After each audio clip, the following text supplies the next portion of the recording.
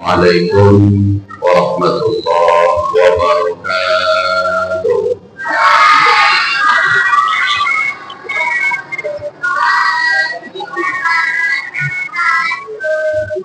Kalau dari jawaban salam nampaknya model malam terakhir ya, nampaknya kurang semangat. Tadi terdengar suara anak-anak. Ulang sekali lagi.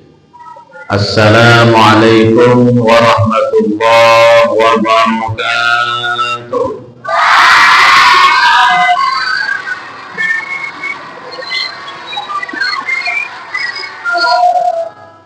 Alhamdulillah wa kafa. Wassalatu wassalamu ala nabiyyil mustafa wa ala alihi wa man ihtada. Subhanaka la ilma lana illa ma 'allamtana innaka antal alimul hakim. La haula wa la quwwata illa billahil aliyyil azim. Amma ba'du. Yang sama-sama kita hormati pengurus masjid Nurul Ikhlas, kemudian yang sama-sama kita hormati Bapak Ibu panitia Ramadan, para alim, para tokoh masyarakat, para ustadz, para orang tua, bapak-bapak, ibu-ibu, jemaah hamba Allah yang dimuliakan oleh Allah Subhanahu wa Ta'ala. Bersyukur kita kepada Allah dengan senantiasa mengucapkan Alhamdulillahirabbil alamin. Bersolawat kita kepada Rasulullah sallallahu alaihi wasallam dengan mengucapkan Allahumma shalli ala sayyidina Muhammad wa ala ali sayyidina Muhammad. Bapak Ibu jemaah yang berbahagia, malam ini malam keberapa Bu? Mana tahu pula malam terakhir Ustaz katanya kan? Mana tahu. Apa judulnya malam kedua ini? Kaifiyat puasa Ramadan. Udah catat belum? Kaifiyat puasa Ramadan. Kaifiyat itu apa Ustaz? Kaifiyat itu kalau kita bahasakan ke bahasa Indonesia artinya adalah tata cara puasa Ramadan. Nah Bapak Ibu jemaah yang dimuliakan oleh Allah, sebelum kita membahas kaifiyat tata cara puasa Ramadan, kita harus tahu dulu puasa itu apa. Kalau kita membuka kitab fikih babnya bab puasa, maka di sana dikatakan as-shaumu lughatan al-imsak. Jadi puasa itu secara etimologi, secara bahasa artinya adalah al-imsak. Apa al-imsak? Al-imsak artinya adalah menahan secara bahasa. Kemudian secara syariat Bapak Ibu, puasa itu apa? Secara syariat puasa itu adalah menahan diri dari hal-hal yang membatalkan puasa, mulai dari terbit fajar sampai terbenamnya matahari. Menahan diri dari hal-hal yang membatalkan puasa, mulai dari terbit fajar sampai terbenamnya matahari. Itu yang dimaksud dengan puasa. Lalu Bapak Ibu, apa saja syarat wajib puasa itu? Yang pertama, ini mengulang-ulang gaji. Yang pertama syarat wajib puasa itu apa? Dia mesti beragama Islam. Jadi mana tahu kita ada kerja di satu perusahaan, lalu mengadakan buka puasa bersama. kebetulan teman kita ini non muslim, dia puasa, kira-kira puasanya diterima atau enggak? Enggak diterima, karena dia tak seakidah dengan kita, mesti muslim. Yang kedua, syarat wajib puasa itu apa? Mesti baligh. Ini anak-anak kita ini udah baligh belum, Pak? Belum nih. Tapi saya perhatikan anak-anak kita nih, kalau sebelum baligh dia seusia-usia MTA, rajin ke masjid, Pak. Rajin ke masjid tuh. Tapi kalau sudah baligh dia, tengoklah nih yang baligh, ada nggak nih? Payahnya dia nih. Ada satu dua, ada nih, satu dua. Di mana, Pak, kalau mau cari yang remaja-remaja itu, Pak? Nah, tengoklah di jalan-jalan banyak. Kita berharap anak-anak kita yang tadi tahfiz itu berlanjut, ya kan? Bukan hanya dia sebelum baligh saja, umurnya 7 tahun, 8 tahun saja. Mestinya sampai dia remaja, sampai dia menjadi dewasa, dia aktif di masjid. Yang kedua, Pak, mesti baligh. Kalau perempuan apa? Kalau perempuan haid, itu baru dia wajib puasa. Kalau belum haid, belum wajib dia puasa. Kemudian yang ketiga, syarat wajib puasa itu mesti sehat. Tuh Bapak Ibu, kalau ada di antara kita yang sakit, boleh nggak dia nggak puasa? Boleh. Kalau sakitnya umpamanya kronis, tak bisa dia melaksanakan puasa, masuk lagi Ramadan akan datang, masih juga sakit. Bagaimana caranya Bapak Ibu? Bayar fidyah. Agama ini mudah. Jadi kalau Bapak Ibu sakit, boleh Ustaz kami tidak puasa, boleh.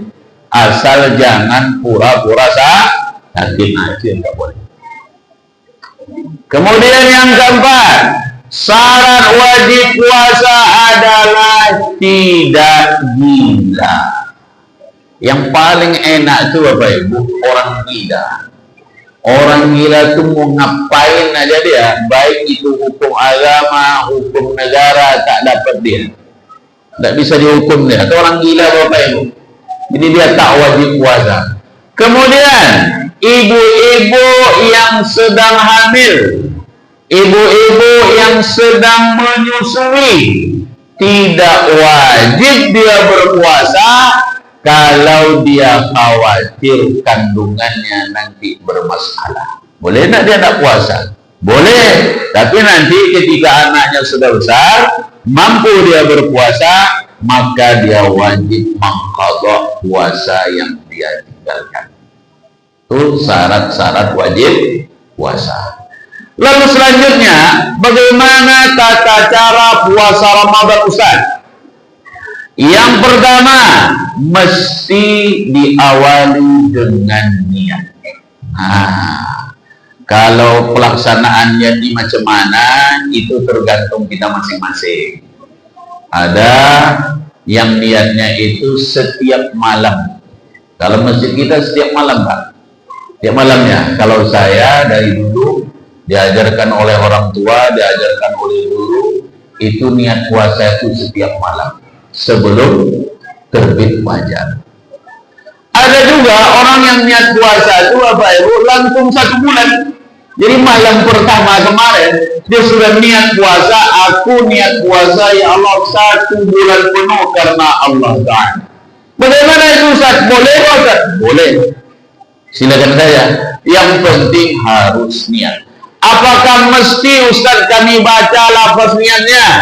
Nawaitu shoma ghadin an ada'i fardhi syahri Ramadhan hadhihi sanati lillahi ta'ala. Biasanya kan ada masjid itu dibaca sama-sama. Kalau saya biasanya itu Bapak Ibu di masjid kami itu baca sama-sama. Ada dari dalam hati saya. Boleh tak? Boleh Bapak Ibu. Jangan kita pertentangkan masalah itu. Kalau mau gaji nanti kita cari waktunya. Jadi dia niat di dalam hati, aku niat puasa karena Allah Ta'ala. Atau dia baca lafaz niatnya, nawaitu shauma ghadin an ada'i fardhi syahri Ramadhan hadhihi sanati lillahi ta'ala. Kalau tak niat boleh tak? Kalau tak niat boleh tak? Nggak boleh, mesti niat. Baik itu dilafalkan atau cukup di dalam hati saja. Yang pertama apa tadi? Niat. Setelah niat berpuasa, jangan lupa sebelum masuk waktu subuh, kita disunnahkan, dianjurkan untuk melaksanakan ibadah sahur. Jangan tinggalkan, Pak. Ada orang, Bapak Ibu, makan kalau sudah bangun dari tidur itu tak selera dia makan. Ada enggak, Pak? Ada, Pak. Bagaimana cara mensiasatinya, Ustaz? Ulang nanti sholat tarawih, makanlah apa yang mau dimakan. Nampak bakwan, makan bakwan. Nampak bakso, makan bakso, makanlah.